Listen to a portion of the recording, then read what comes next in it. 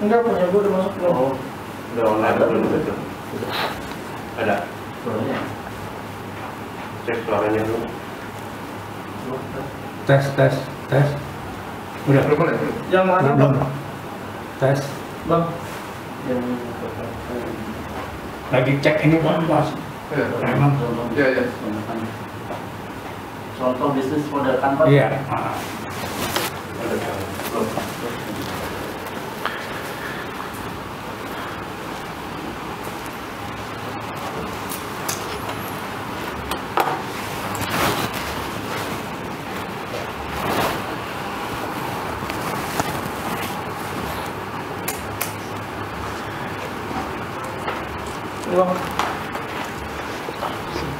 Cek itu dulu. Bang, nanti kan saya standby di depan kan Bang.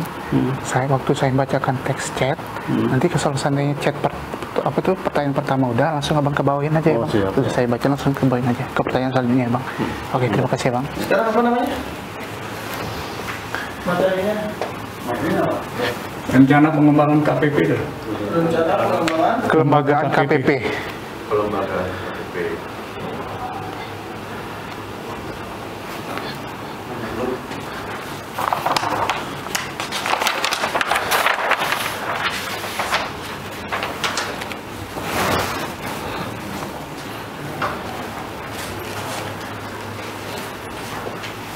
Udah nih, kita mulai ya Pak. Oh ini belum cek audio.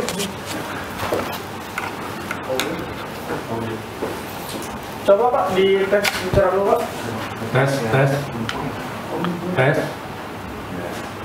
Di sini juga ada. Ya kalian. Tes. Bentar Pak, belum connect yang dulu. Ini on air-nya Pak.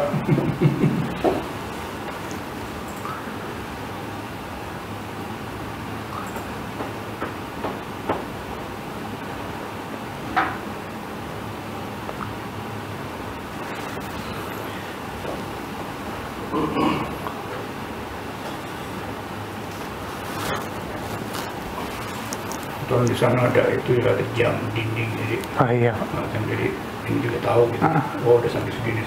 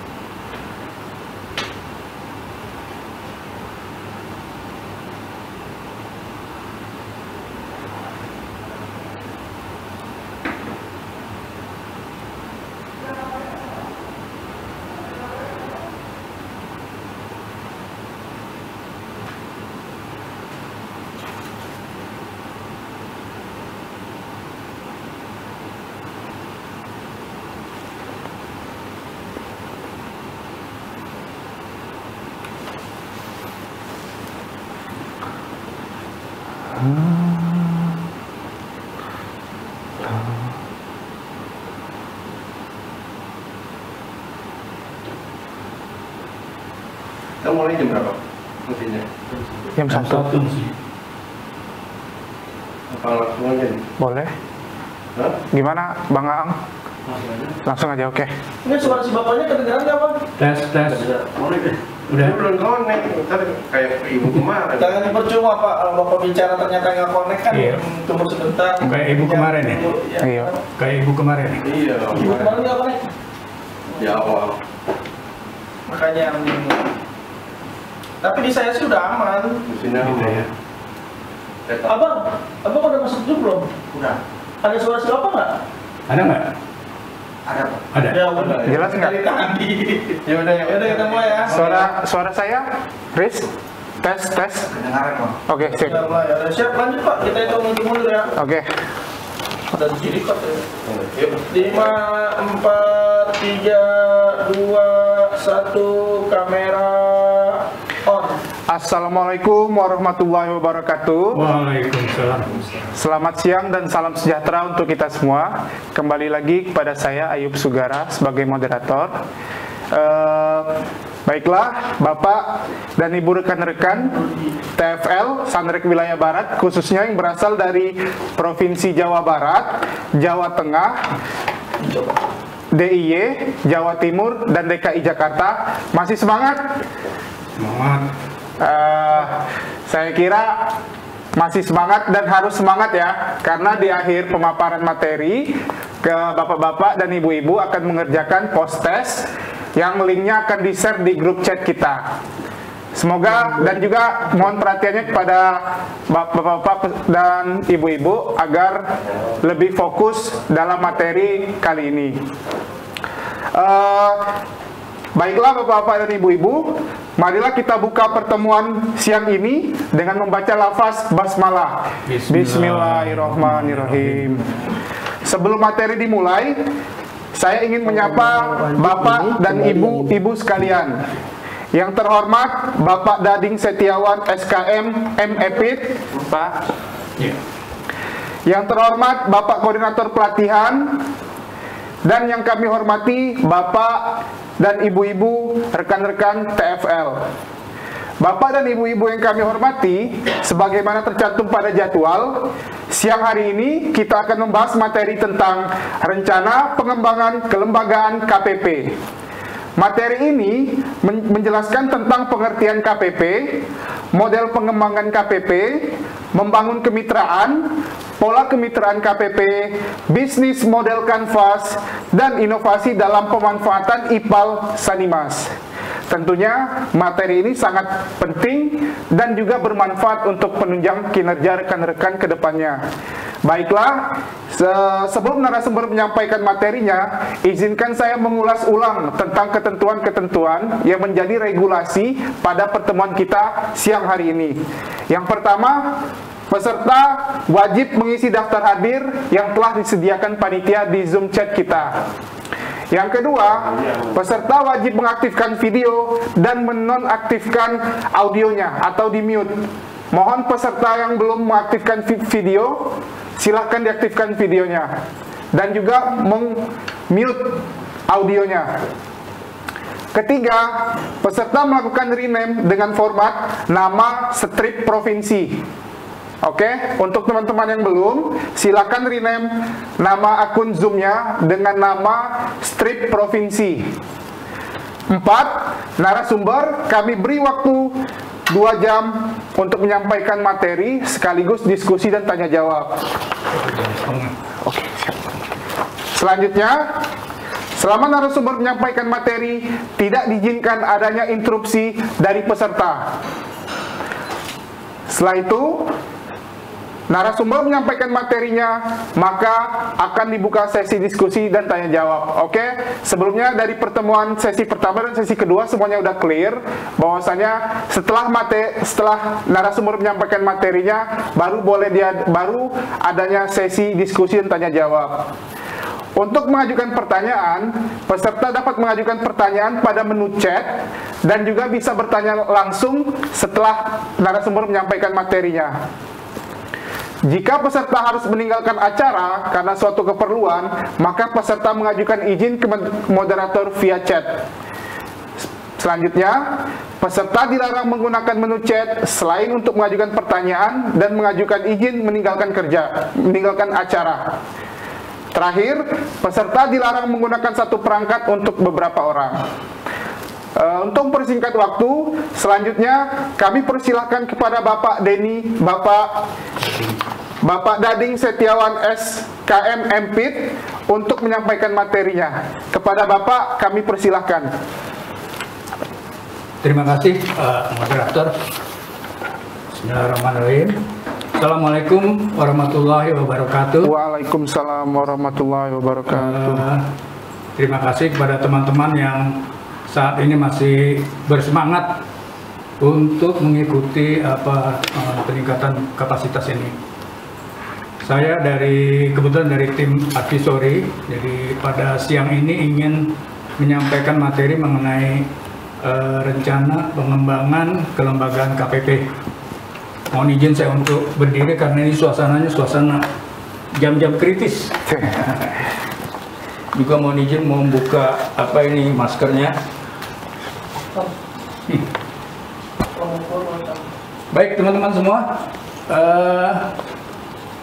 itu bahannya dari sini. Oh ya, di sini ya Pak. Iya, oke. Saya ingin sampaikan mengenai rencana pengembangan kelembagaan KPP reguler, Sanimas reguler tahun 2020. Tentunya kalau kita berbicara mengenai KPP, saya pikir teman-teman TFL ini sudah tidak asing lagi, karena hampir kebanyakan atau semuanya itu sudah melewati fase pembentukan KSM dan KPP, kecuali untuk tapi saya rasa udah semua. Ini kan kelasnya kelas Jawa Barat, Jawa Tengah ya, Jawa Barat. Oh maaf, saya udah Pak. Jadi hari ini kan kelasnya dari DKI, Jawa Tengah, Jawa Barat, Jogja dan Jawa Timur. Ya, kecuali mungkin ada satu lokasi yang di Jawa Timur di Bojonegoro, itu memang sekarang masih belum sampai tahap penentuan titik lokasi yang definitif, sehingga mungkin juga saya nggak tahu apa sudah terbentuk KSM KPP-nya. Tapi kalau untuk wilayah lain saya pikir sudah terbentuk KSM dan KPP-nya. Karena itu saya pikir untuk teman-teman di wilayah lain sudah tidak asing lagi kalau apa itu KPP. Baik, tujuan pokok bahasan ini saya agak jauh jadi terpaksa sih kemari. Yang pertama, peserta dapat memahami rencana pengembangan kelembagaan KPP Sanimas.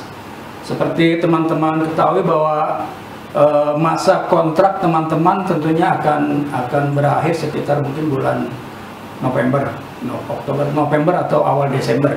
Karena itu begitu KPP itu berjalan, tentunya teman-teman sudah tidak lagi mendampingi desa atau lokasi yang sekarang teman-teman dampingi. Karena itu kami berharap meskipun nanti teman-teman sudah tidak mendampingi lagi, namun peran dari KPP itu bisa berjalan setelah teman-teman sudah tidak mendampingi desa tersebut atau lokasi tersebut.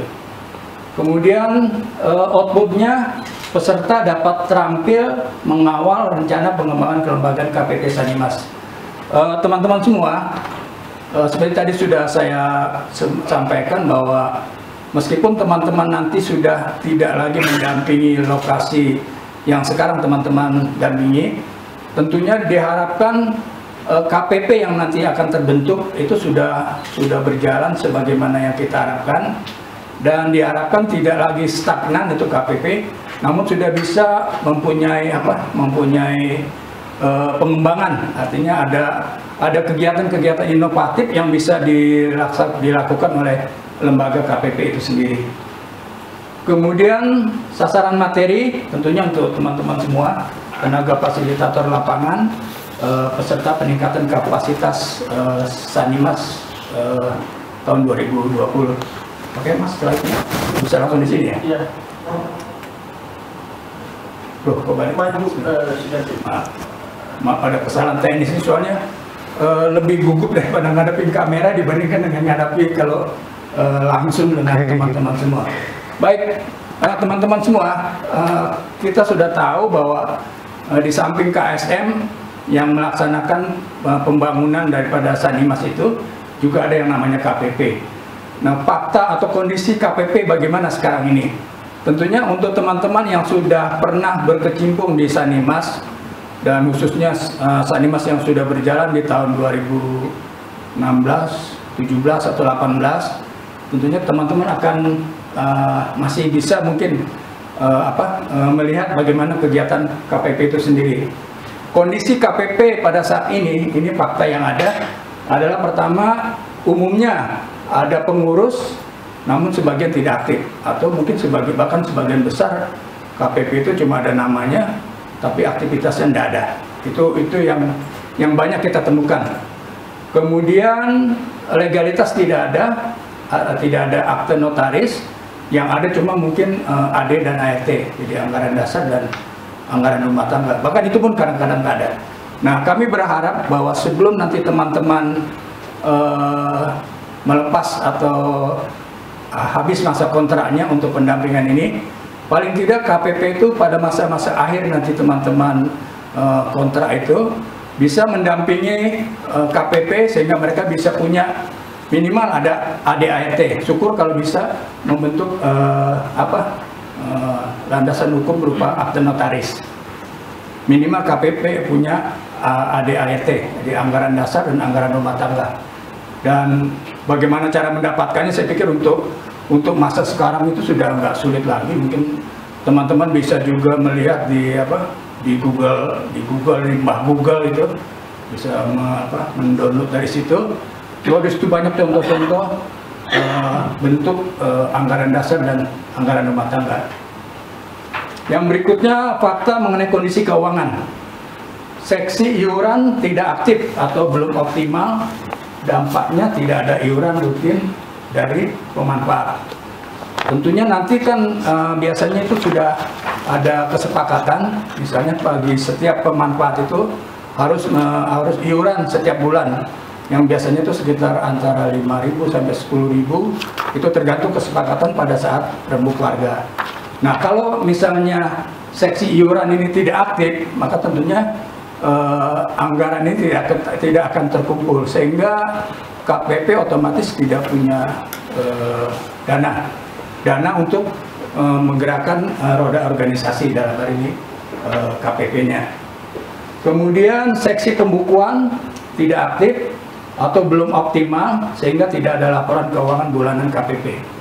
Nah, ini saya berharap untuk teman-teman semua bisa memberikan dampingan kepada, kalau sekarang masih desa atau lokasi dampingannya itu, minimal begitu pada saat nanti teman-teman sudah selesai kontrak, KPP itu punya kegiatan yang rutin, ada kegiatan rapat bulanan secara rutin. Mungkin untuk teman-teman yang beragama Islam, maaf, saya bukan berarti sara gitu. Cuma buat teman-teman yang beragama Islam mungkin masih ingat kalau kita sholat Jumat. Kalau pada setiap hari Jumat kita sholat, itu biasanya kan sebelum memulai sholat itu dari panitia biasanya sering mengumumkan kondisi kas dari DKM ini minggu ini sekian, kemudian ada pemasukan sekian, pengeluaran sekian, sehingga saldo kas saat ini sekian. Nah, yang seperti ini juga kami berharap mudah-mudahan bisa diterapkan di KPP, terutama pada seksi pembukuan. Jadi dia bisa memberikan laporan secara rutin, entah itu setiap minggu, entah itu setiap bulan, tergantung kesepakatan dari hasil rembuk warga. Sehingga masyarakat penerima manfaat itu tahu persis, oh KPP kita sekarang ini kasnya ada sekian, misalnya punya saldo sekian, sehingga apa perlu ditingkatkan lagi atau tidak, nah itu tergantung kesepakatan nanti. Kemudian fakta yang keempat adalah keberlanjutan atau fakta ketiga, seksi kampanye tidak aktif atau belum optimal, di mana kegiatan kampanye jarang dilakukan, dampaknya pengembangan sambungan rumah sangat minim. Kalau nggak salah pada saat kita membuat perencanaan untuk pembangunan IPAL ini, biasanya walaupun sekarang itu minimal 70 KK, tapi biasanya pada saat perencanaan itu kapasitasnya dilebihkan. Sehingga nanti apabila ke depan itu ada tambahan untuk sambungan rumah, itu masih memungkinkan. Karena itu apabila seksi kampanye ini tidak aktif, tentunya tidak akan ada tambahan sambungan rumah. Nah, kami berharap bahwa KPP ini juga bisa aktif, terutama bagian kampanyenya, sehingga nanti mungkin yang selama pada awal kegiatan ke Sanimas itu belum nyambung, mungkin nanti karena promosi yang secara intensif gitu, sehingga mereka yang belum mempunyai minat untuk melakukan sambungan rumah bisa terpicu untuk melakukan sambungan rumah. Kemudian pemanfaat minim pemahaman tentang OP. Jadi mungkin tadi sudah ada materi khusus mengenai dengan OP, sehingga ini juga bisa nanti teman-teman lebih mengefektifkan, lebih supaya masalah OP ini juga bisa lebih digalakkan. Lanjut, siapa itu KPP? Nah, tadi sudah saya singgung bahwa KPP itu dibentuk pada tahap perencanaan, yaitu pada saat terumbu keluarga. Biasanya itu dibentuk bersama dengan pembentukan KSM. Idealnya itu setelah sosialisasi desa, kemudian dibentuk KSM dan KPP. Ada juga yang pembentukannya tidak sekaligus gitu. Tapi pada sekarang ini berdasarkan pengalaman yang lalu, karena kita masih dalam suasana COVID, jadi sehingga semuanya dipercepat dan diharapkan bisa PKS serta T1, karena dengan adanya T1 maka akan terjadi pencairan dana, dan dana itu bisa digelontorkan untuk paling tidak bisa membantu untuk masyarakat untuk mendapatkan penghasilan tambahan walaupun sifatnya sementara. Kemudian dibuat juga ketentuan-ketentuan. Nah, tadi seperti saya sebutkan bahwa perlu adanya anggaran dasar dan anggaran rumah tangga KPP. Karena dengan demikian nanti di dalam anggaran dasar dan anggaran rumah tangga itu akan diatur kapan KPP itu akan melakukan pertemuan secara rutin, bagaimana cara pemilihan pengurusnya, mekanisme pengurusannya, bagaimana. Di situ semua lengkap apa hak dan kewajiban dari para penerima manfaat termasuk pengurus. Nah, ini contoh daripada struktur organisasi KPP. Jadi di sini ada ketua, nggak bisa ini ya, nggak bisa poin tersini. Nggak bisa tembus, Pak. Tembus ya. Coba. Bapak, Nah, di sini ada ketua, kemudian di sebelah kanan itu ada pembina dan pelindung, kemudian ada bendahara, sekretaris, kemudian di bawah ada beberapa seksi. Tentunya ini tergantung kebutuhan. Jadi kalau di sini di contoh ini ada seksi usaha, kemudian seksi O dan P, jadi operasional ya, kemudian ada seksi kesehatan. Nah, tipsnya di sini untuk posisi pembina atau pelindung dipilih orang yang mempunyai pengaruh di masyarakat, misalnya pemuka agama, tokoh masyarakat, atau bisa juga kepala desa. Itu tergantung kesepakatan di situ. Model pengembangan KPP, jadi pada dasarnya hanya ada dua model di sini, yaitu yang pertama dengan membangun kemitraan atau partnership, kemudian yang kedua dengan merencanakan sumber pendanaan lain. Tapi kalau menurut saya ini kedua-duanya ujungnya sama, jadi ujungnya untuk mencari donatur atau untuk mencari tambahan pendanaan dari KPP itu sendiri.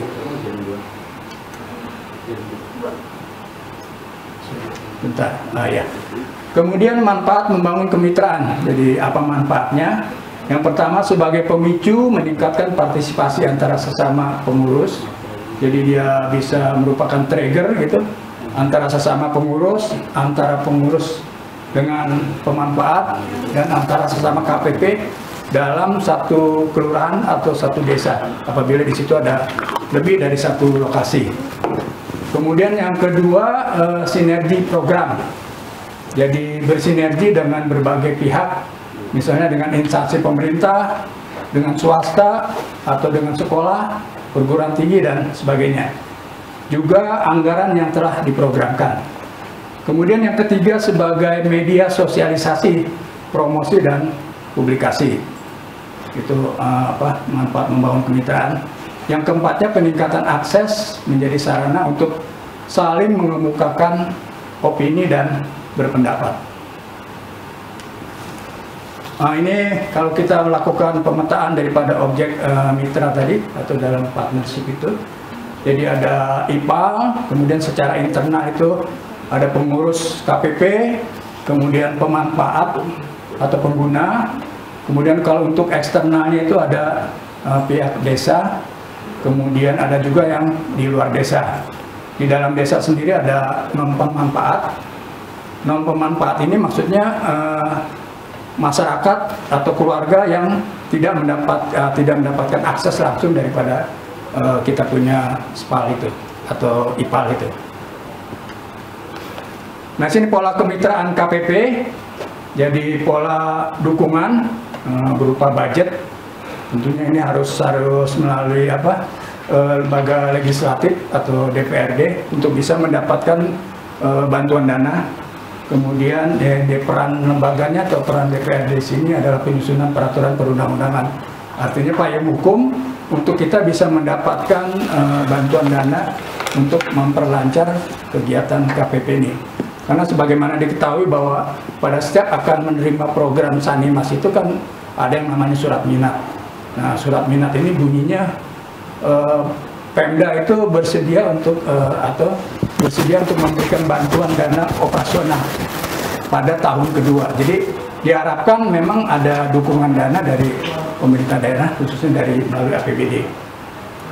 Kemudian pola kemitraan untuk pembinaan dan pendampingan ini bisa melalui teknis. Di situ dari Pemda juga, kemudian bisa juga dari dinas PU terkait, dinas PU ataupun dinas-dinas lain terkait, seperti PU, Badan Lingkungan Hidup, dan sebagainya.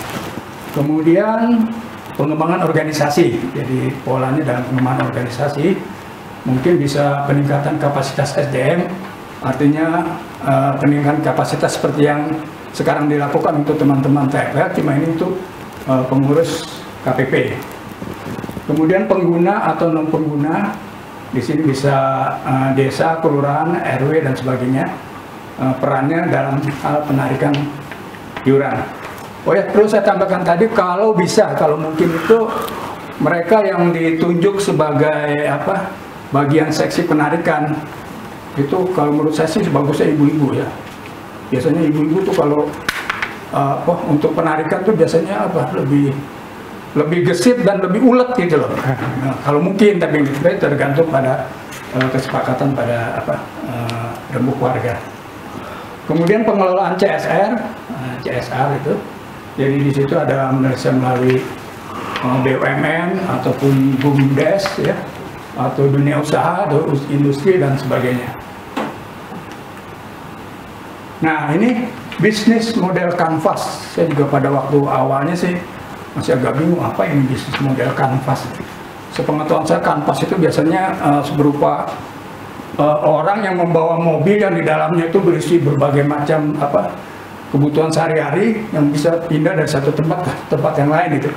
Ternyata bisnis model kanvas itu satu semacam bisnis plan, jadi suatu perencanaan bisnis pada saat kita sedang memerlukan untuk mendapatkan investor untuk bisa mendukung kegiatan usaha yang akan kita lakukan. Nah, ini mungkin bisa diterapkan untuk di KPP. Di sini bisnis model kanvas adalah suatu strategi manajemen yang digunakan untuk merancang perencanaan bisnis perusahaan berdasarkan proposisi nilai perusahaan, produk, infrastruktur, pelanggan, dan keuangan. Jadi praktisnya adalah model perencanaan bisnis cuma dalam bentuk yang sederhana. Kemudian bisnis model kanvas ini terdiri dari 9 blok yang dapat diisi sesuai dengan masing-masing poin. Di sini nanti ada uraiannya. Jadi seperti ini nanti contohnya. Jadi mungkin teman-teman sudah mendownload bahannya ini, tentunya sudah tahu. Jadi mungkin paling atas itu sebelah kanan, di tengah-tengah ada ide bisnis. Jadi bisnis apa yang akan kita kerjakan itu dicantumkan di sini. Kemudian nama KPP-nya apa. Kemudian pada poin 1 itu nilai tambah. Jadi bisnis yang akan kita kerjakan itu punya nilai tambah dan unik apa dibandingkan dengan bisnis serupa yang sudah ada. Kemudian sasaran segmen konsumen kita siapa gitu. Itu pada poin nomor 2. Kemudian pada poin nomor 3, bagaimana agar konsumen mengetahui adanya produk kita, produk atau jasa kita. Kemudian yang keempat, bagaimana agar konsumen tetap menggunakan produk atau jasa daripada KPP. Jadi artinya pelanggan ini tidak pindah ke kompetitor kita. Kemudian yang kelima, sumber pendapatan KPP. Di situ nanti diuraikan. Kemudian yang keenam, kegiatan penting apa saja yang bermanfaat untuk menghasilkan keunikan produk KPP. Jadi kegiatannya itu nanti dirincikan apa gitu kan. Yang ketujuh, bahan-bahan apa saja yang mendukung terwujudnya nilai tambah produk KPP. Sementara yang kedelapan, siapa saja rekan kerja untuk membantu usaha KPP. Jadi mitra kerja kita siapa aja dalam menjalankan bisnis ini. Kemudian yang ke-9, biaya-biaya yang dikeluarkan oleh KPP. Nanti saya akan kasih contohnya, contoh konkret bentuk semacam proposal untuk apa? Untuk membuat bisnis model kanvas ini.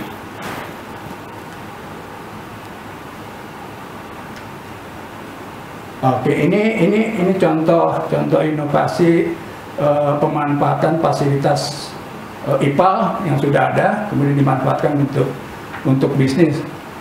Ini seperti, oh ini udah lanjut begini, bentar. Nah ini ada bisa juga dia dibentuk untuk posyandu, untuk tempat mengaji, dan sebelah kanan bawah itu bisa juga dijadikan untuk kolam renang. Kemudian sebelah kiri itu ada sebagai sanggar tari.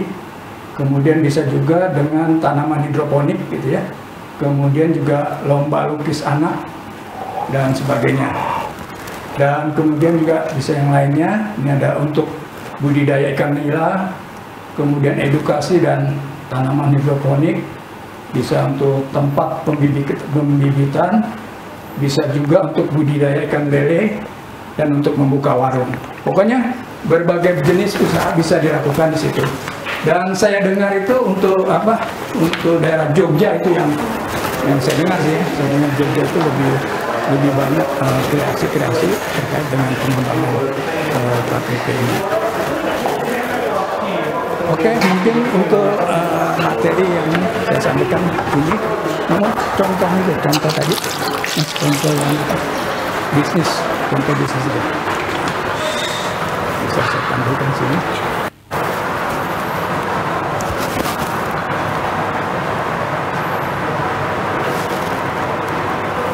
Jadi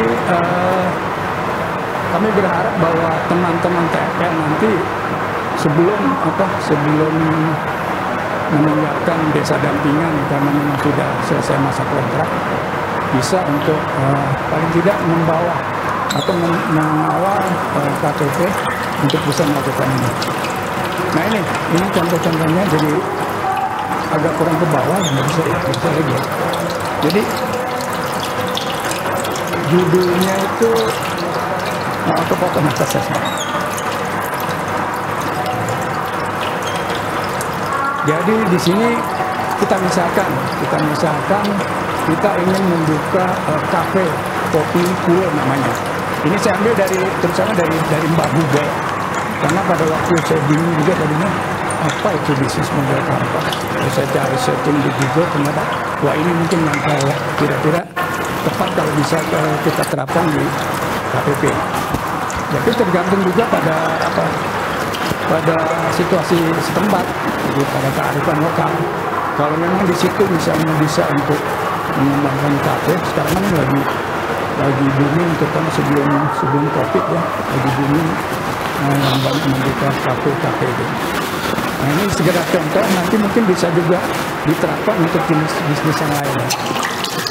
Di sini kita misalkan untuk membuka kafe, saya kasih nama kafe Kopi Pulau, nama kerennya gitulah. Kemudian segmentasi konsumen. Tadi kan ada metrik itu yang bisa diisi pada metrik yang nomor 2 kalau nggak salah. Jadi target konsumen merupakan generasi milenial dengan rentang usia antara 15 sampai 40 tahun. Itu misalnya ada dari pelajar, mahasiswa ataupun pegawai. Itu segmen konsumen yang kita incar gitu ya. Kemudian proposisi nilai, jadi artinya nilai tambah bisnis kita dibandingkan dengan kompetitor kita gitu. Yang pertama, Kopi Kulo menyediakan kopi aneka varian yang kekinian dengan cita rasa identik dan bahan baku berkualitas terbaik. Itu salah satu nilai unggulan daripada kita punya bisnis yang direncanakan. Kemudian Kopi Kulo merupakan kafe yang nyaman untuk menghabiskan waktu luang. Jadi kita promosikan bahwa kalau mau ngopi di tempat kita tuh suasananya nyaman gitu. Terutama untuk menghabiskan waktu, kemudian bersantai dan sebagainya. Jalur di sini maksudnya jalur promosi. Dia bisa melalui sosial media, bisa melalui bazar instansi. Jadi pada saat instansi melakukan bazar gitu, bisa juga kita ikut nimbrung di situ. Kemudian karnaval kuliner ataupun aplikasi pengantaran makanan secara daring. Sekarang kan lagi booming ya, semua serba daring ya. Bahkan sampai anak sekolah pun melalui daring gitu, sehingga ibu-ibu yang di rumah yang tambah pusing gitu ya. Kemudian hubungan dengan pelanggan. Nah ini maksudnya untuk bagaimana kita membina hubungan dengan pelanggan sehingga pelanggan kita tidak lari ke tempat lain. Yang pertama misalnya kita memberikan diskon 50% untuk pembelian kedua. Jadi setiap yang datang ke tempat kita kemudian nambah kopinya, maka itu diskon. Misalnya seperti itu. Kemudian bisa juga promo gratis 1 cup kopi Kulo varian tertentu dengan membeli 2 cup kopi. Kemudian yang ketiga bisa juga harga promo pada event-event tertentu. Kemudian yang keempat, promo khusus untuk pembelian melalui aplikasi pengantaran atau daring gitu ya. Nah itu nanti bisa teman-teman bisa mengembangkan sendiri inovasi-inovasi apa yang kira-kira menarik, terutama untuk segmen sasaran kita. Jadi untuk segmen pelajar, mahasiswa dan pegawai yang masih muda-muda gitu, bukan seperti saya gitu. Oke, sumber pendapatan. Jadi sumber pendapatan dari bisnis ini yang pertama adalah modal pribadi. Jadi mungkin dalam hal ini dana dari yang ada atau kas daripada KPP, tapi tentunya berdasarkan persetujuan dari rembuk pada saat rembuk warga. Apa itu bisa digunakan atau tidak. Kemudian kita sih berharap adanya investasi pihak ketiga. Jadi ada semacam donatur. Kemudian juga sumber pendapat yang merupakan sumber pendapatan adalah penjualan per cup kopi Kulo. Jadi pada saat menjual kopi itu mungkin di situ ada sedikit keuntungan, dan keuntungan ini yang merupakan sumber pendapatan daripada bisnis kita. Atau bisa juga penjualan menu pendamping. Jadi kita kerjasama dengan pihak ketiga yang menyediakan misalnya aneka makanan, dan di situ tentunya kita dapat fee-nya gitu loh. Itu merupakan sumber pendapatan juga. Bisa juga sistem bagi hasil melalui kerjasama dengan pedagang yang menitipkan produknya di kafe kita punya gitu. Dan bisa juga digali dengan dengan inovasi-inovasi yang lain. Tentunya saya yakin teman-teman akan punya banyak inovasi yang bisa diterapkan untuk pengembangan bisnis ini. Aktivitas kunci. Tentunya kita kegiatan kita antara lain membeli biji kopi kualitas terbaik dari petani, kemudian menggunakan bahan-bahan pendamping yang berkualitas, yang ketiga memberikan pelayanan terbaik, cepat dan ramah, karena ini kalangan milenial, tentunya mungkin pelayannya yang masih muda-muda dan ya kinclong-kinclong gitu misalnya gitu. Kemudian mempertahankan kualitas rasa dari produk-produk yang ditawarkan. Jadi tentunya kualitasnya itu, karena kebanyakan dari kita pedagang itu biasanya kalau udah makin laris dia mulai menurunkan kualitasnya. Nah itu tentunya di kita tidak diharapkan seperti itu gitu loh. Atau dengan trik-trik yang lain. Kemudian sumber daya utama. Pertama, lokasi penjualan yang strategis, dekat dengan instansi dan lembaga pendidikan. Tentu kalau dekat dengan instansi, mungkin pada jam-jam tertentu akan penuh yang pada minum kopi di situ. Saya masih ingat kalau untuk daerah Sumatera, khususnya Aceh deh. Aceh sampai ke Sumatera pada umumnya itu, kalau namanya ngopi itu merupakan satu kegiatan yang jadi kegiatan rutin gitu. Rutin. Sebab saya belum pernah tugas di Aceh dari tahun 76 sampai 84 pada waktu itu. Jadi kalau pagi, siang, malam, itu warung kopi selalu penuh gitu. Seperti itu. Terus sumber daya utama dari budaya, lokasi penjualan strategis, adanya kita terpaksa harus beli mesin espresso karena kita bisnisnya di bidang kopi ya. Kemudian kita juga harus bermitra dengan petani kopinya, kemudian supplier bahan dari alat pelengkapnya.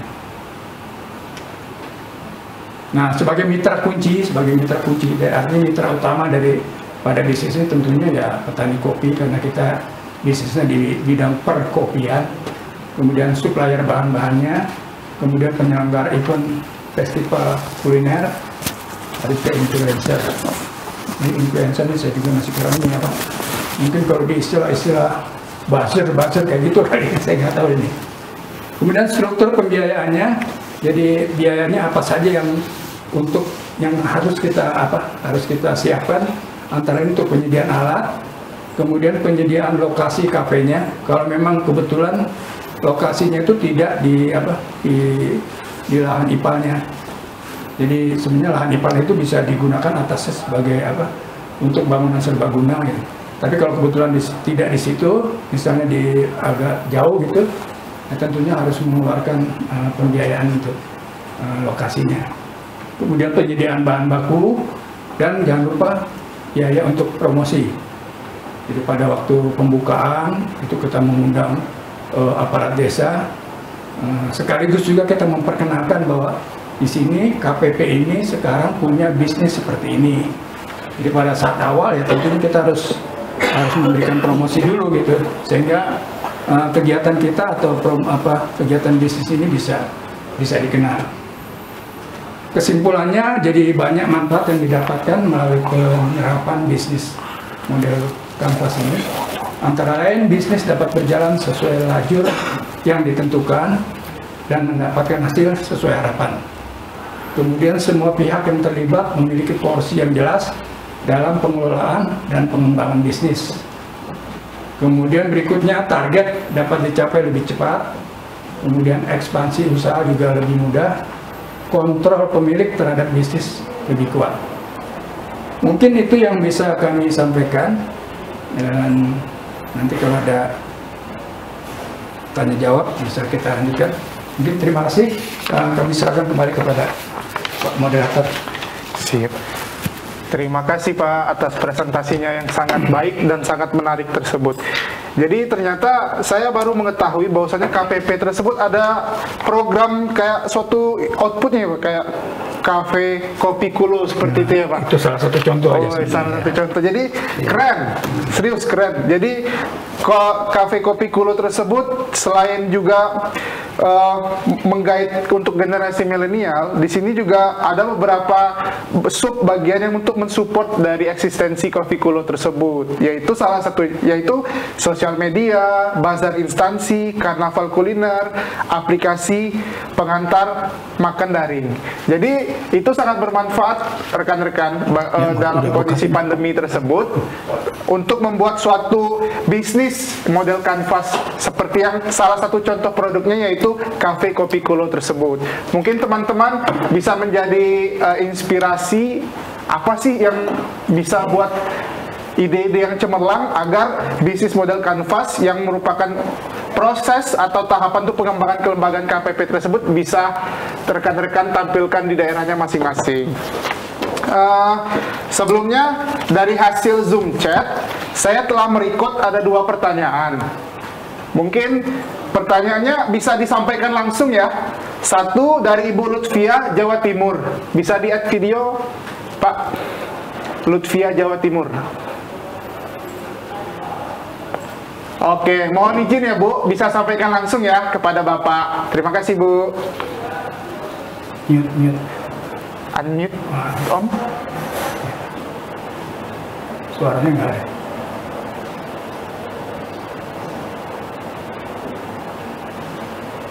Belum ada suaranya Bu. Suaranya Bu. Ya Bu. Oke, silakan. Siap. Ya, Assalamualaikum warahmatullahi wabarakatuh. Waalaikumsalam warahmatullahi wabarakatuh. Iya. Ini saya mau tanya Pak, bagaimana cara pengurusan badan hukum KPP? Karena selama ini memang kita nggak pernah mengurus untuk badan hukumnya. Mohon penjelasannya, terima kasih. Baik, Ibu Lutfia ini di Malang bukan? Bukan atau di Bojonegoro ya?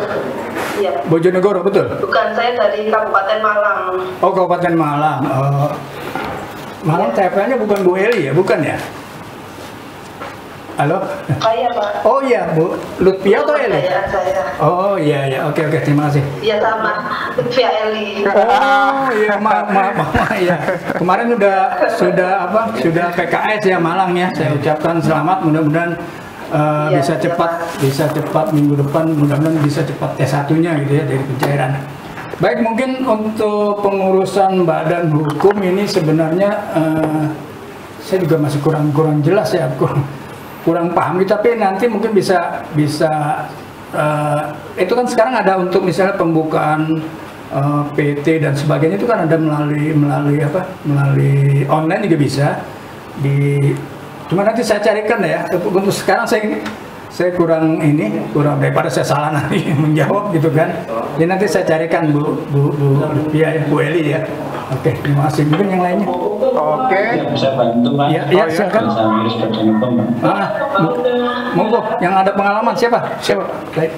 Silakan dipin video Pak. Pindahin dulu Pak. Silakan. Baik Pak. Ya.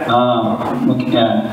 Begini Pak, kaitannya badan hukum. Pak, maaf, nama dari mana Pak? Dari mana Pak? KPP. Ya baik, nama saya Sudarwanto, KPR Kementerian dari Blora Jawa Tengah. Oh ya, oke, silakan. Proses badan hukum. Nah, proses badan hukum itu kan begini, KPP ini mau dibentuk perkumpulan atau sebuah yayasan. Jadi datang notaris. Jadi nanti kan ke Kementerian Hukum kan, dilampiri nama KPP-nya gitu. Dan nanti didaftarkan di sana. Kalau sudah kan perkumpulan itu kan sudah ada ketentuannya. Jadi dari pihak notaris kemudian sudah menyiapkan draftnya, jadi didaftarkan.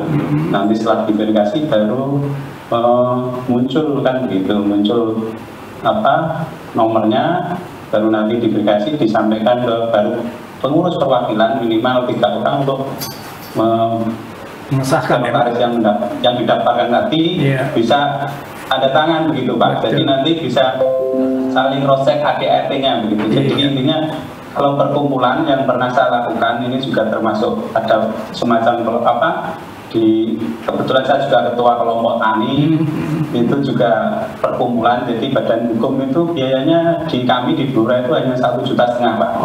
Jadi mungkin KPP saya pikir ya sama begitu. Jadi intinya kita bisa datang ke notaris, nanti pihak notaris akan memandu itu. Intinya seperti itu Pak. Oke, terima kasih Pak, ini sharingnya. Jadi untuk teman-teman yang lain juga kalau memang punya, kita saling belajar aja ya. Jadi terus terang aja saya di Sanimas ini baru tahun pertama Pak, yang 2 tahun sebelumnya saya biasa di Sandes, di sanitasi pedesaan. Jadi terima kasih Pak, ini sharingnya. Mudah-mudahan bisa dimanfaatkan ya untuk Bu Eli tadi. Terima kasih Pak. Oke, sebelumnya terima kasih ya Bapak Sudarwanto. Selanjutnya kita lanjutkan ke pertanyaan kedua. Ini langsung saja ya kepada Bapak Juprianto dari Jawa Tengah. Bisa langsung pin videonya Pak. Pak Juprianto. Ya.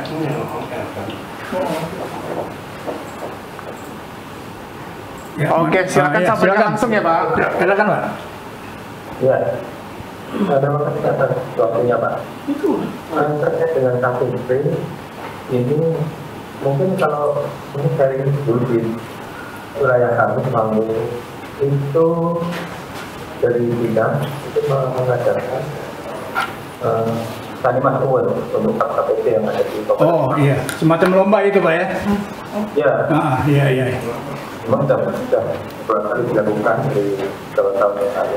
Kemudian yang saya tanyakan itu dari Bapak dan sekarang terkait dengan ini kegiatan lebih efektif dan aktif dalam pelaksana. Jadi untuk motivasi dari Bapak ada trik khusus. Itu ada pertolongan. Oke, terima kasih Pak. Memang ada pemikiran Pak. Jadi untuk melakukan semacam lomba KPP gitu Pak ya, lomba KPP. Jadi mana KPP yang terbaik dalam pelaksanaan kegiatan sehari-harinya, dan itu nanti diberikan ya seperti tadi Bapak bilang, diberikan award ya, diberikan penghargaan gitu. Cuma kalau trik-triknya nih saya belum bisa ini juga Pak, belum tahu gitu Pak, bagaimana trik-triknya untuk apa, untuk lomba untuk KPPU ini Pak. Nanti bisa kita ini lah Pak, kita mungkin ada teman yang lain yang mungkin bisa apa, punya pengalaman ya. Biasanya yang saya tahu katanya di Jogja itu yang KPP-nya banyak dan cukup baik, cukup berhasil itu ya. Oke. Ada yang mau apa, sharing saran gitu, silakan.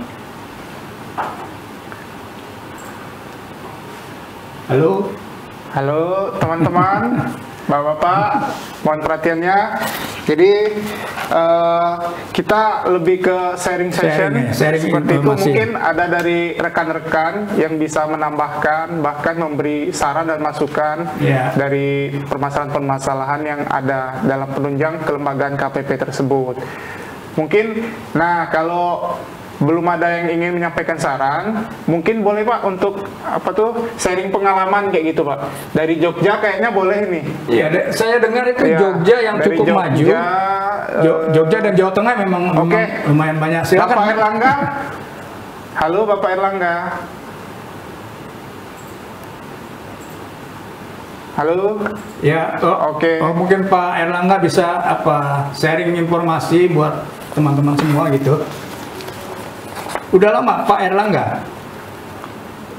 Halo? Nggak ada suaranya. Halo? Silakan Pak. Pak Erlangga dari mana Pak? Di Jogja di mana? Maksud saya Bantul apa mana gitu.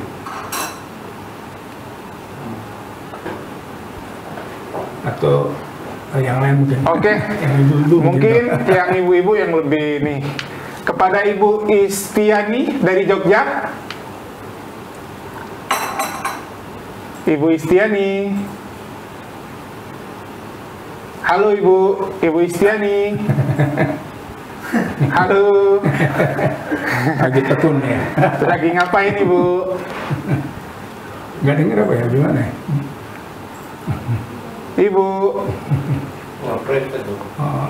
Ya. Ibu Istiani. Halo Bu Istiani. Halo Ibu. Waduh. Ibu TML teknik atau pemberdayaan Bu? Bu Istiani. Suaranya nggak ada.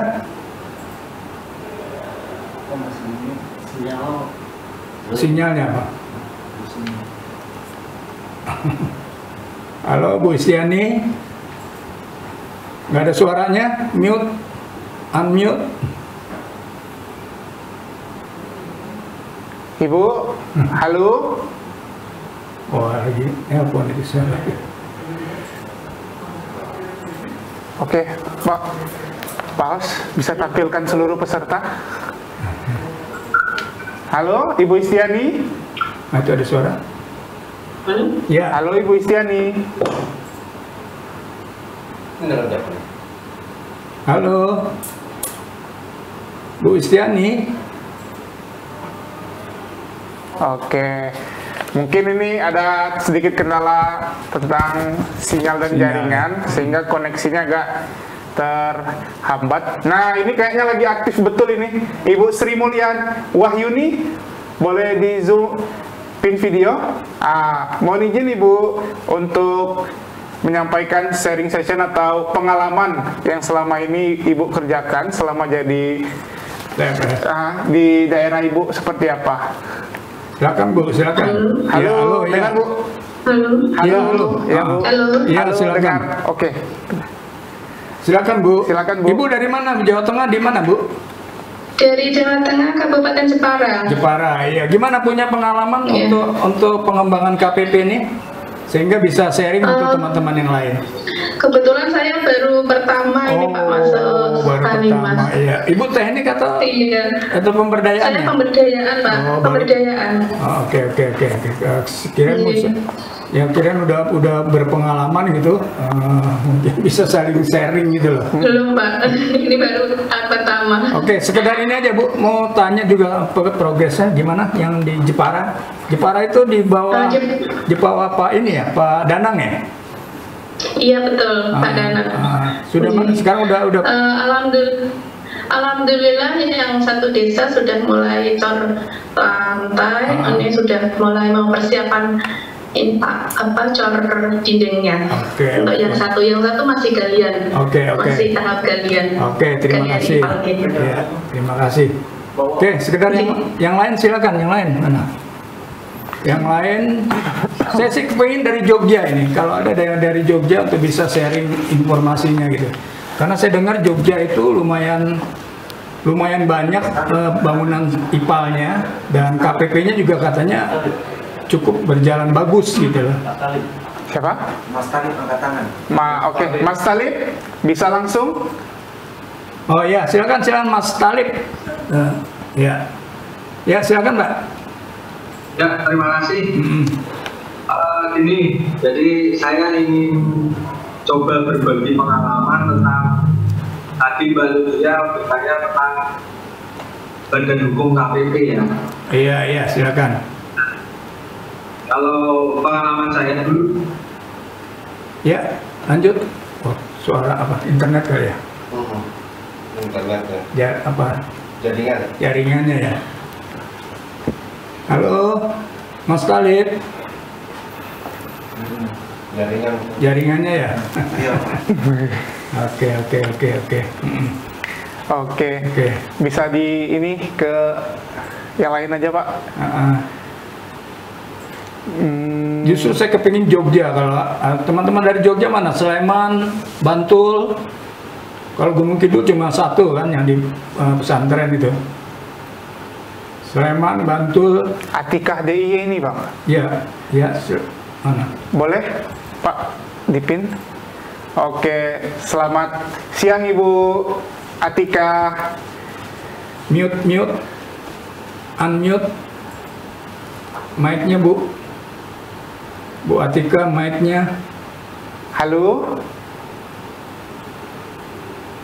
Ibu Atika. Halo. Dia dengar kita Pak. Bu. Halo Ibu Atika. Kalau pemikirannya lain, dengar. Betul dimatiin sini. Nggak ada suara. Dengar nggak Ibu Atika ini ya? Apa foto aja itu? Enggak ada kedip-kedip barusan. Ibu Atika. Jangan ibunya. Nah, tuh kan. Gerak itu. Ibu Atika. Ya, silakan. Ya, silakan Bu. Ibu.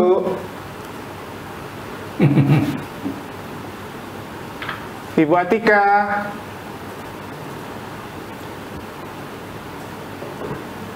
Oh, kayaknya lagi ini Pak. Trouble juga ya. Lanjut. Oke, siapa? Bapak Talib. Kembali lagi Bapak. Waduh, sinyalnya Pak. Ya, silakan. Iya Pak, monggo Pak. Iya, silakan Mas Talib. Ayo Mas Talib. Ayo Mas Talib. Saya sambung yang tadi. Iya. Sampai mana tadi? Sampai kata sharing sessionnya Pak. Ya, silakan sharing pengalaman Pak. Oh iya, jadi kalau tadi dari pertanyaan Mbak Lucia tentang kelembagaan. Iya, badan hukum ya. Badan hukum.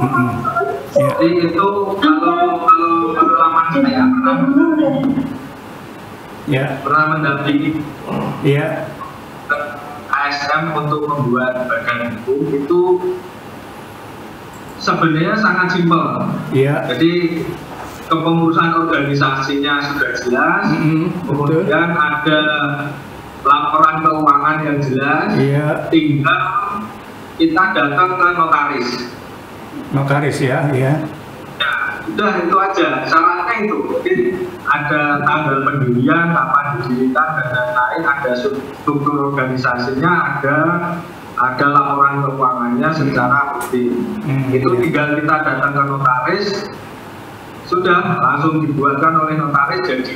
Nah, pengalaman Mas Talib ya, Mas Talib ini pembiayaan berapa Pak itu untuk pengurusan badan hukum itu? Akte notaris. Kalau dulu karena kita kolektif, jadi kalau kalau sendiri-sendiri sampai 2,5 juta kalau sendiri-sendiri. Tapi karena kita kolektif bareng 10 KSM itu kemarin. Nanti dulu, sebentar Pak, kok KSM bukan KPP? KSM kan memang pengalaman saya dulu yang di kotaku. Oh, kotaku harus ini ya, KSM-nya harus ada badan hukumnya. Ya, pengelola keuangannya. Ya. Oh iya, oke, lanjut. Nah, itu kolektif kita beberapa desa itu bisa istilahnya nego lah, di bawah 1.750.000. Untuk 10 KSM itu? Ya, untuk 10 KSM. Oke. Tapi kalau sendiri-sendiri itu range-nya antara 2 juta sampai 2.500.000. Oke. Terima kasih Mas Dalib sharing infonya.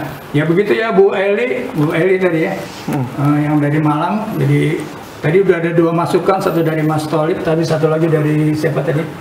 Itu jadi seperti itulah cara pengurusan. Cara pengurusan untuk badan hukumnya untuk dapatkan legalitas. Karena ini memang diperlukan, terutama apabila kita misalnya pada mencari investor yang sifatnya lebih resmi gitu ya.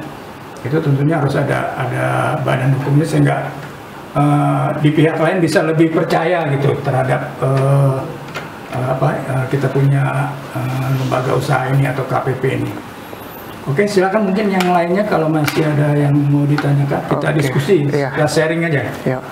Oke, mungkin dengan Ibu Dwi Mei bisa dipin video. Kayaknya sinyalnya jelas di tempat Ibu Dwi Mei ini. Dari mana? Halo Ibu, silakan perkenalkan diri Bu. Bang. Suaranya. Unmute, Bang. Suaranya. Pak, unmute Pak, tolong. Suaranya. Udah dia ngomong Bang. Oke, silakan lanjut Bu. Lanjut. Udah ngomong. Nggak ada suaranya tapi. Iya. Dari mana? Kabupaten Batang Bu ya? Oke. Terus gimana Ibu pemberdayaan atau teknik Bu? Halo? Pemberdayaan. Oh iya. Bagaimana? Punya pengalaman untuk kita sharing kepada teman-teman semua, teman-teman di Jawa Tengah, di Jawa Timur, Jogja dan juga DKI dan Banten. Oke, lanjut. Banten dari sini. Ya. Kemarin untuk kegiatan KPP, alhamdulillah kita tidak ada masalah yang serius dalam artian bahwa untuk pembuatan rekening KPP tidak harus dengan membuat yang dengan badan hukum, akta notaris ya. Badan hukum tidak. Untuk pihak banknya juga hanya cukup surat pengantar dari desa, kemudian fotokopi dari ketiga pengurus untuk KPP-nya, terus kemudian itu pun juga istilahnya kita juga bekerja sama dengan pihak bank memberikan pengertian sehingga tidak harus dengan badan hukum seperti itu Pak. Gitu. Oke, terima kasih. Tapi gini, Ibu dari untuk rencana ke depan ini sudah punya rencana belum? Kira-kira KPP nanti itu akan dikembangkan untuk usahanya apa gitu? Udah ada perencanaan belum Bu? Udah. Rencananya gimana Bu? Sharing aja Bu, sehingga untuk pengalaman teman-teman yang lain. Silakan. Rencananya dari pihak KPP yang ada di Kabupaten Batang itu bahwa untuk kedepannya dijadikan sebagai tempat pertemuan. Tempat pertemuan.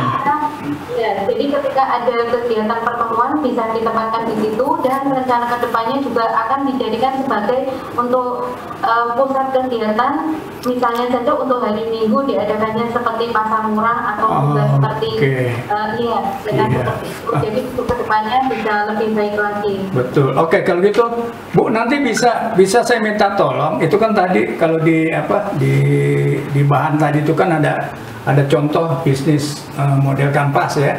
Jadi di situ ada metriknya. Nanti coba. Putus Pak.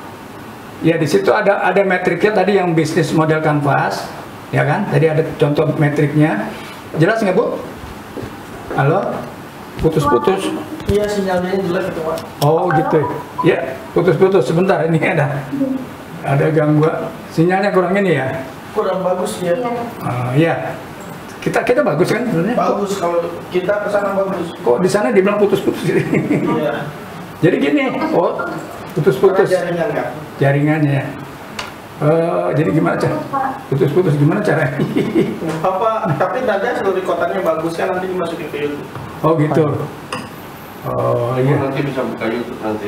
Boleh Pak, sampaikan aja nggak apa-apa Pak. Oke, kalau gitu saya sampaikan aja walaupun putus-putus tapi nanti ada recordnya katanya ya. Halo, ya. Ya, saya oh ya, siapa tadi Pak itu yang Mas Sudarwanto. Ya, silakan Pak. Ya, baik. Ya. Jadi terkait tadi Bapak menyampaikan terkait bisnis model kanvas, saya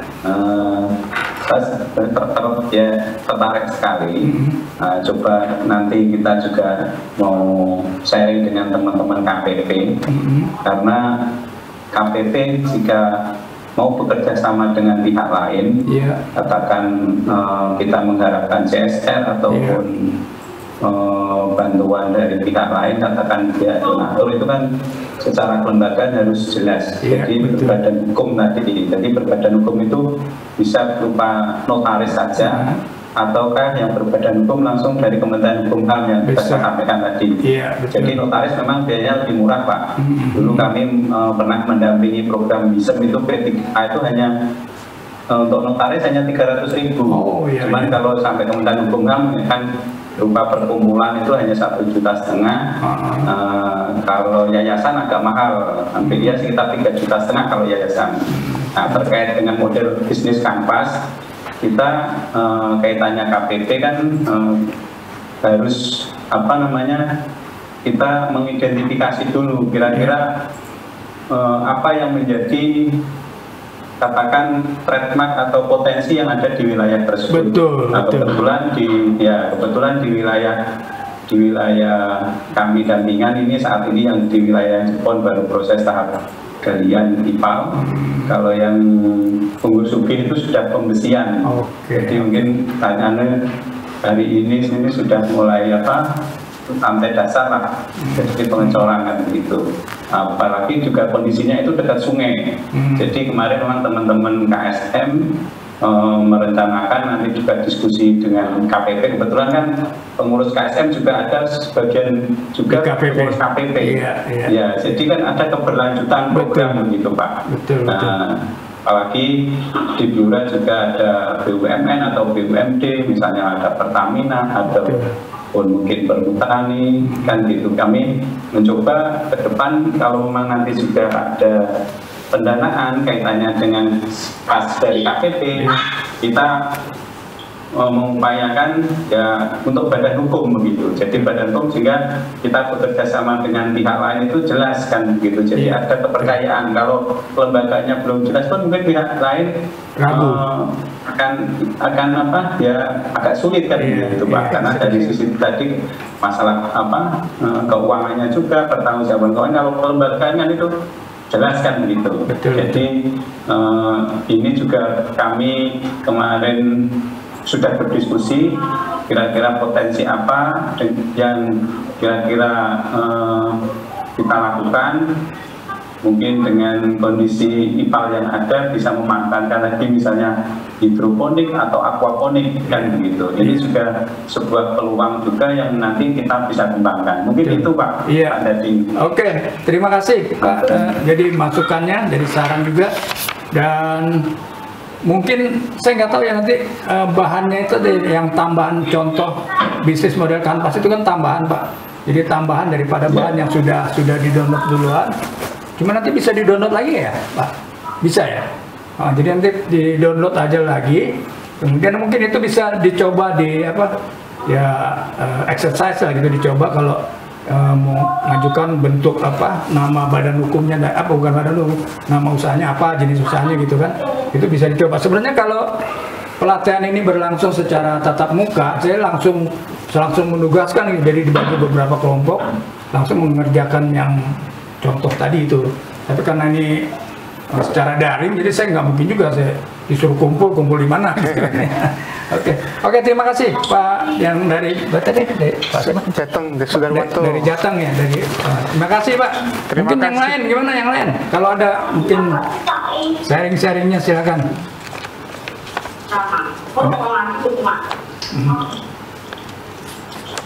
Oke, kepada rekan-rekan, Bapak, Ibu, jika ada pertanyaan ataupun sharing pengalaman bisa disampaikan langsung biar kesannya kita sama-sama berbagi. Ya, apa yang kita temukan di lapang tuh mungkin ada yang sedikit berbeda dengan teori seperti itu. Betul. Bagaimana cara manajemen konflik dan penyelesaian seperti apa? Mungkin teman-teman bisa sharing. Silakan, Bapak Ibu. Bapak Rifai kayaknya serius, semangat betul hari ini. Rifai ya. Bapak Rifai Helmi. Dari mana itu? Mohon perhatiannya Pak. Jawa Tengah juga. Jawa Tengah juga ya. Bapak Rifai, ya. Halo Pak. Ya, halo, silakan Pak Rifai. Silakan Pak. Mic-nya Pak, unmute.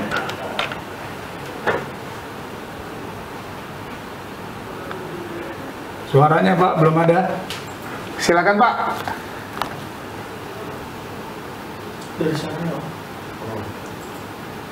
Ya, silakan Pak Rifai.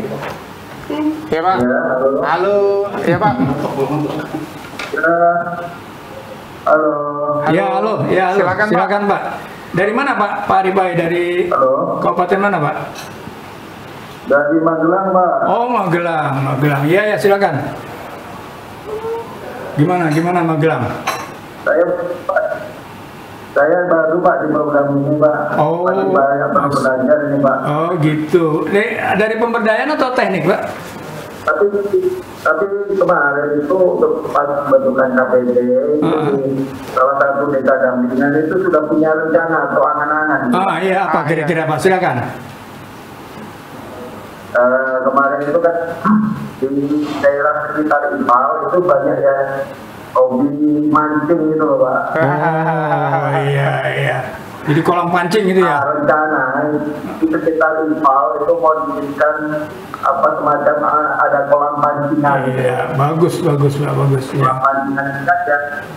Warga sekitar itu bagian besar itu juga hobinya mancing gitu. bagus Pak. Rencanaannya gitu. Ya silakan Pak. Jadi nanti bisa dikembangkan itu untuk buka kolam pemancingan.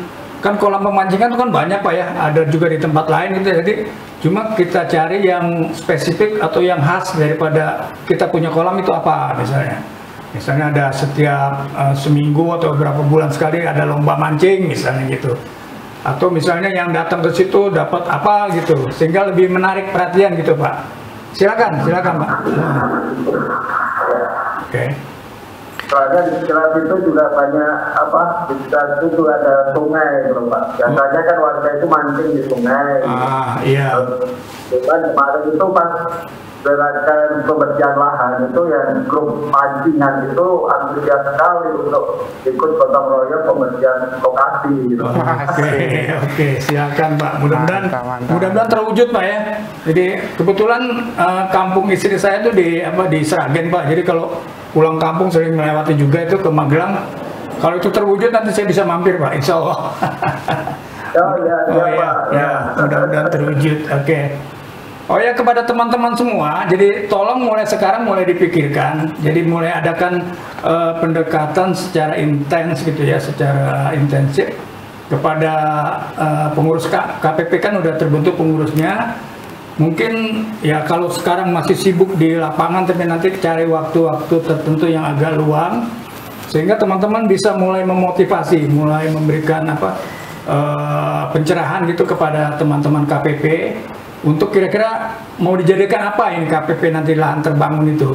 Apa di situ dibentuk berupa gedung pertemuan atau apa-apalah. Biasanya kita kalau setelah kita bermusyawarah gitu banyak ide-ide yang keluar Pak. Jadi apapun itu nanti idenya asal memang sudah disepakati dalam rembuk keluarga itu sah-sah saja Pak. Jadi harus diingat bahwa apapun itu keputusannya, forum tertinggi di dalam ini adalah rembuk warga. Jadi apapun yang diputuskan dari rembuk warga itu yang bisa kita pegang. Misalnya mau membangun apa seperti tadi, membangun kolam pemancingan, ataupun tadi menyewakan untuk alat-alat pesta, itu bisa saja, terserah nanti sesuai dengan apa kearifan lokal itu. Oke, terima kasih Pak. Yang lain mungkin kalau masih ada waktu ini 10 menit lagi, 10 menit lagi, silakan. Kalau masih ada kita sharing informasi aja.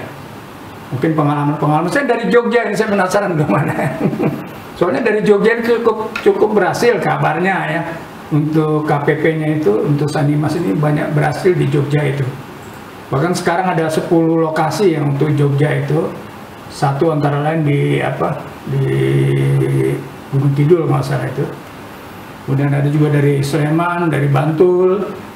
Mana nih yang Jogja? Ada nggak dari Jogja yang mau share informasi gitu? Wah, kayaknya yang dari Jogja ini kurang semangat. Padahal mau post-test loh, Bapak Ibu-Ibu. Oh iya, semangat dong. Habis ini post-test ya. Oke, silakan. Oh, silakan Ibu Lutfia. Ya, Bu Eli Lutfia, silakan. Waktu dan tempat kami persilahkan. Ya. Iya, terima kasih Pak. Ini saya mau sharing aja. Oke, silakan. Untuk beberapa tahun kemarin yang IPA-nya sudah terbangun itu kan, kalau jenengan tadi bilang model kanvas itu dari eksternal Pak ya. Terus bagaimana cara untuk menggali swadaya Pak, khususnya dari pemanfaat. Soalnya waktu kita rembuk 3 ya, rembuk terakhir itu biasanya kita penetapan jumlah iuran, tapi waktu tahun sinyal. Berikutnya saya ke sana, saya ketemu sama kalian. Nah, itu bagaimana cara supaya menggali swadaya masyarakat itu paham bahwa itu IPAL itu untuk dia sendiri. Misalnya ada kerusakan di IPAL atau di jaringan, itu pasti yang merasakan kerusakannya itu masyarakat gitu loh Pak. Itu bagaimana cara untuk mengetuk hati mereka supaya paham bahwa pemeliharaan itu tanggung jawab mereka. Oke, baik, terima kasih. Terima kasih. Terima kasih Bu Eli. Jadi sebelum saya jawab, mungkin ada nggak ada masukan dari teman-teman yang lain? Ada masukan dari teman-teman yang lain? Kita sharing. Ya, jadi saya pakai metode partisipatif ini ya. Jadi oke, silakan, mungkin ada yang bisa bantu? Nggak ada, pada ngantuk. Baik, gini Bu, sebenarnya ini merupakan seni ya Bu, seni untuk orang-orang pemberdayaan. Jadi artinya bagaimana kita memotivasi masyarakat untuk mau ikut terlibat daripada kegiatan ini. Dan yang kunci utamanya adalah transparansi Bu, jadi ada keterbukaan. Jadi dijelaskan kepada masyarakat itu bahwa IPAL yang digunakan ini memerlukan pemeliharaan. Dan untuk pemeliharaan ini diperlukan dana. Nah, di situ sudah ada rinciannya kalau bisa ya Bu. Jadi dana untuk macam-macam lah di situ di RAB-nya itu. Nah, itu kalau memang kita secara terbuka, saya yakin masyarakat akan mau. Toh ini untuk kebutuhan mereka juga, untuk kepentingan mereka. Karena kalau IPA ya dijelaskan, misalnya kalau IPA ini sampai macet, tentunya yang rugi ya Bapak Ibu semua gitu loh, sebagai penerima manfaat. Jadi ya bagaimana pintar-pintar Ibu lah sebagai orang pemberdayaan, biasanya banyak trik-triknya gitu Bu. Tapi kunci utamanya adalah harus terbuka, ada keterbukaan bahwa untuk pemeliharaan ini kita butuh dana sekian, antara lain untuk ini secara terinci di situ. Sehingga misalnya katakanlah untuk biaya perawatan dalam sebulan, katakan ada dalam setahun itu katakanlah dibutuhkan misalnya 1.200.000 misalnya. Dan kalau dalam per bulan berarti kan diperlukan 100.000. Nah, dari 100.000 ini jumlah pemanfaat kita berapa? Katakanlah misalnya 70 atau jumlahnya 80, tinggal dibagi. Sehingga kalau sudah ada keterbukaan seperti itu, ya mudah-mudahan masyarakat akan bisa legowo gitu loh. Terutama mereka sudah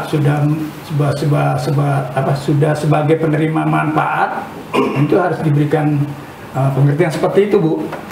Saya pikir ini memang seni ya, seni bagaimana kita membujuk orang. Tapi bukan maksudnya membujuk, tapi menjelaskan secara detail bahwa ini untuk mereka juga seperti itu Bu ya. Mudah-mudahan ya bisa memberi kejelasan gitu ya. Atau mungkin ada yang bisa bantu dari teman-teman yang lain yang punya pengalaman lebih banyak, pengalaman segudang gitu. Silakan teman-teman yang sudah banyak berkecimpung di Sanimas atau di Kotaku atau di mana gitu. Silakan Bapak. Kalau menurut saya seperti itu tadi Bu ya. Bisa puas Bu. Oke. Coba untuk pada Bapak Wicaksono, Bapak Erik Wicaksono, bisa, ayo Pak, monggo Pak untuk menyampaikan pengalaman atau masukan. Gimana, ada masukan Pak Wicaksono? Silakan. Ya, apa saja capaian yang selama ini dilakukan Pak? Monggo Pak. Mic-nya Pak belum. Ya silakan. Hampir sama dengan yang lain Mas. Oh gitu. Bapak pemberdayaan ya Pak ya? Saya teknik. Oh teknik. Iya tapi ya sama-sama lah. Kalau udah di lapangan sebenarnya baik itu teknik atau pemberdayaan itu karena kerjanya kan simultan. Jadi harus sama-sama gitu. Jadi dalam ini yang penting bagaimana kita memberikan penjelasan pada masyarakat bahwa ini loh sarana ini sudah dibangunkan oleh pemerintah dengan biaya yang cukup besar dan sekarang digunakan untuk masyarakat. Nah, Bapak Ibu sebagai penerima manfaat, ya maulah untuk merawat ini sehingga sarana ini bisa berumur panjang gitu. Dan untuk bisa merawat ini tentunya diperlukan pembiayaan secara rutin per bulan. Karena itu mungkin ya berdasarkan inilah berdasarkan kesepakatan pada saat rembuk warga.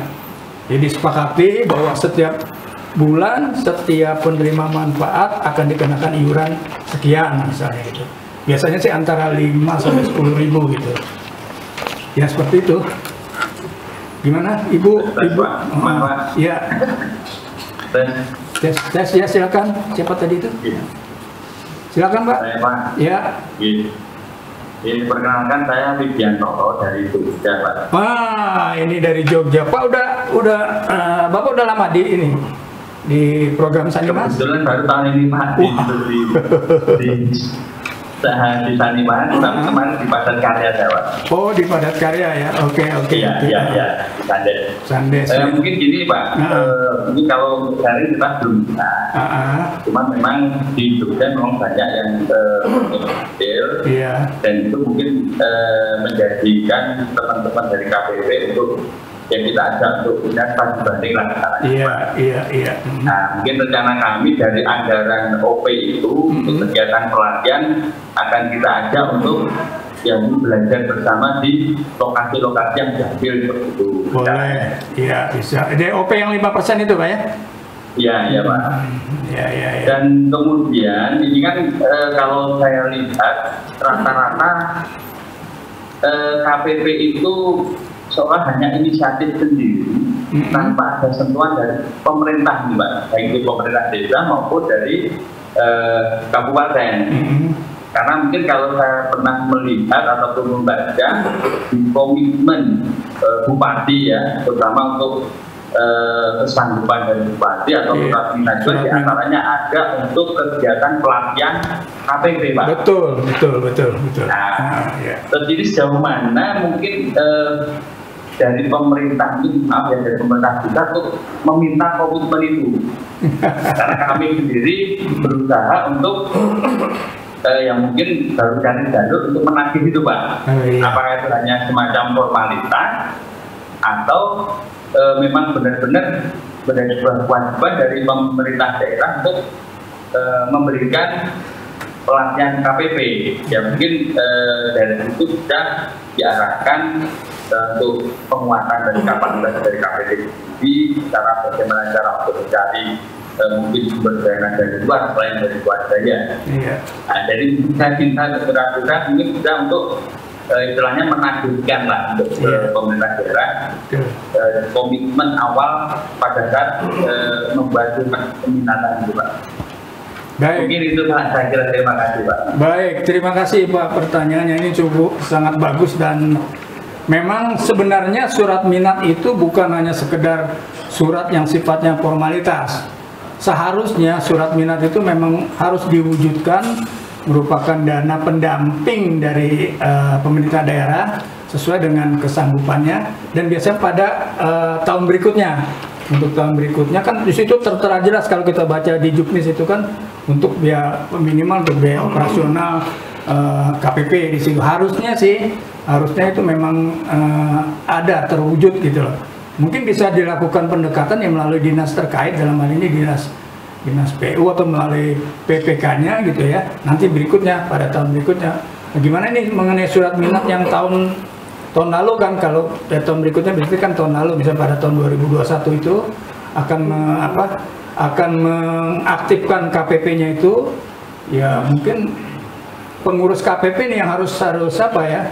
Ya harus cawe-cawe ke melalui dinas terkait, Pak, saya pikir, Pak. Karena itu sebenarnya surat resmi kan, resmi ditandatangani dengan cap dari, ya bisa juga bupati atau siapa lah itu ya.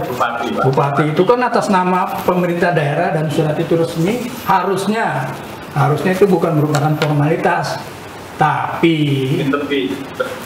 nah, tapinya ini loh Pak, tapinya memang sampai sekarang ya yang saya tahu itu ya mungkin ada 1 atau 2 Pemda yang sudah melaksanakan itu, tapi kebanyakan belum, terus terang belum, Pak. Jadi untuk itu memang harus ada pendekatan, Pak, harus ada pendekatan ke dinas terkait. Dalam ini bisa melalui PU. Mungkin silakan. Dari pusat yang menagihkan Pak kebenciannya, Pak. Ini sarannya saya tampung, Pak ya, saya tampung karena kami kan dari advisory, Pak ya, bukan dari PU-nya. Nanti bisa kita sampaikan pada saat nanti mungkin ada pertemuan koordinasi dengan di PRPBM atau sekarang di Satker IBM. Ya Pak, terima kasih. Itu memang jadi pemikiran ya saya secara pribadi, Pak ya. Karena nanti kan ada kegiatan yang namanya optimalisasi. Nah, dalam kegiatan optimalisasi itu biasanya kan itu akan dilakukan survei kepada sarana-sarana yang sudah terbangun, kemudian diidentifikasi sarana-sarana mana yang perlu diperbaiki atau ditingkatkan. Nah, untuk perbaikan itu kan tentunya memerlukan biaya. Untuk pembiayaannya itu selain ada dana memang nanti yang dari pusat, juga kita akan menagih janji kepada Pemda yang memang sebelumnya sudah membuat surat minat itu. Gitu. Nanti mungkin permasalahan ini insya Allah nanti akan saya sampaikan ke pimpinan kami, Pak. Seperti itu, Pak. Oke, terima kasih ya Mas. Siapa tadi namanya? Pak Widiantoro. Widiantoro ya. Di Jogja di mana Pak? Di Sleman, Pak. Sleman. Oh, iya. Oke, terima kasih. Pak, Sleman itu mungkin dengan jejamuran itu ya sih. Ya, Pak, kebetulan lokasi juga, Pak. Waduh, kapan nanti kalau saya mampir ke sana, Pak? Saya kontak, Pak. Terima kasih. Ya, Pak. Mau izin, Pak, waktunya udah habis. Baiklah teman-teman, karena kebetulan waktu juga yang membatasi kita, jadi mungkin sampai di sini pertemuan kita. Terutama saya mohon maaf kalau mungkin ada salah-salah saya dalam menyampaikan, dan segala kekurangan itu saya mohon dimaafkan, dan saya mendoakan mudah-mudahan teman-teman lancar semua dan progresnya itu bisa sesuai dengan apa yang sudah direncanakan. Dan jangan lupa tetap jaga kesehatan, terutama karena sekarang masa pandemi COVID. Terima kasih. Assalamualaikum warahmatullahi wabarakatuh. Waalaikumsalam warahmatullahi wabarakatuh. Bapak, terima kasih atas penyampaian materinya yang sangat bermanfaat dan tentunya informatif untuk rekan-rekan tenaga fasilitator lapang yang ada di wilayah Barat, terkhusus daerah Jawa Tengah, Jawa Barat, DIY, Jawa Timur, dan DKI Jakarta. Baik, di sini insya Allah materi disampaikan tadi itu bermanfaat untuk ke depan, untuk rekan-rekan dalam menunjang kinerja agar lebih maksimal di lapangan. Sebelum saya tutup, para peserta agar mengisi form evaluasi yang telah dibagikan oleh panitia kita. Bahwasanya form evaluasi tersebut berguna untuk kesuksesan acara kita di siang hari ini. Dan juga untuk itu saya informasikan ulang bahwasanya setelah Zoom meeting ini berakhir, maka rekan-rekan silahkan mengunduh link yang ada di chat group dan juga ada tokennya di sana untuk mengerjakan post test online. yang telah disediakan oleh panitia. Sekali lagi saya umumkan bahwasanya setelah Zoom meeting ini berakhir, maka peserta silahkan untuk mengerjakan post test yang link dan tokennya sudah di-share di grup chat kita di Zoom meeting. Sebelumnya saya sebagai apresiasi, marilah kita beri applause untuk narasumber kita. Terima kasih Pak terima kasih atas pemaparan materinya. Mari kita tutup pertemuan kita dengan membaca lafaz hamdalah. Alhamdulillahirabbil alamin. Saya Ayub Sugara sebagai moderator. Apabila ada salah kata yang sengaja maupun tidak sengaja, saya minta maaf kepada Allah, saya mohon ampun. Saya akhiri, wabillahi taufiq wal hidayah. Wassalamualaikum warahmatullahi wabarakatuh. Waalaikumsalam warahmatullahi wabarakatuh. Pak, terima kasih Pak. Ya, sama-sama.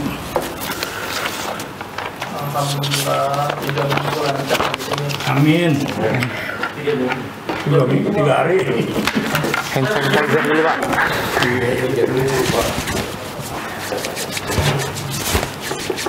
Terus